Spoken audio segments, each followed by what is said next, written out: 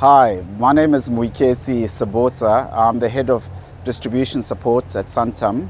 I'm actually standing at the moment outside of the Grand Harbour Hotel, and behind us, as you can see, is the harbour. And I just wanted to talk to you about the last day, which was yesterday, that we spent in Hong Kong. We saw three companies. The first was Aon. The second was a law firm called Clyde and Company, and the third was IIG, which is a general insurer. The key takeaways for me in terms of this trip, which I find quite exciting, was much more on the macro and the micro level at the industry level. The interesting thing at a macro level is that Hong Kong itself is a very mature market, which is very similar to South Africa as far as short-term insurance is concerned. And so therefore the players are really struggling to make margin. And also for the last 4 years, what we've noticed is that their premium levels have stayed relatively quite static. And in terms of profitability, these companies overall on the industry basis are sitting on an underwriting margin of about 3.5%. The peculiarities, which I also find quite interesting as far as the Hong Kong market is concerned, is that actually the personal lines and commercial lines business is actually much smaller than the non-life. The non-life is roughly about 46% of the market. And when one looks at the personal lines and the commercial lines business, the biggest lines of business are actually on the compulsory insurance, which is essentially personal accidents and workmen's compensation.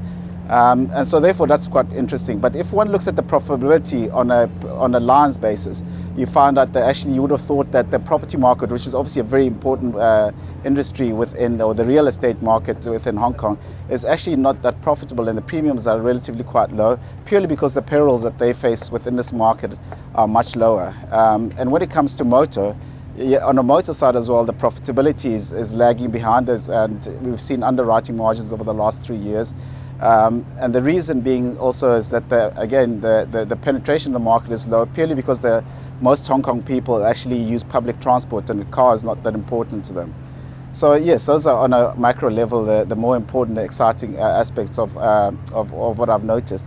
If one goes at a macro level and starts looking at the actual companies itself, I was actually quite impressed that the South African insurers are not that far behind. In fact, when one looks at things like digitization, I would venture out in saying that we're actually ahead of the insurers here in Hong Kong.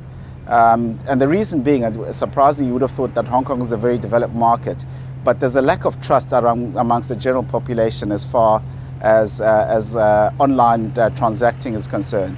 And therefore, what you find is that on average, there's only probably about a 5 to 10% penetration, or the level of sales that are done on a digital basis are as low as that. And then you find out in South Africa, the penetration as far, or the transacting on an online basis are much higher. If you start looking actually in terms of, again, in the industry, which is the short-term industry, you'll find that most of the business, again, as I said, is done through intermediaries. And the intermediary market here is quite competitive, it's quite wide, and it's quite diverse. But I mean, to me, this has been an exciting trip. I can go on. There's a host of things that are very peculiar to this market that we can learn from.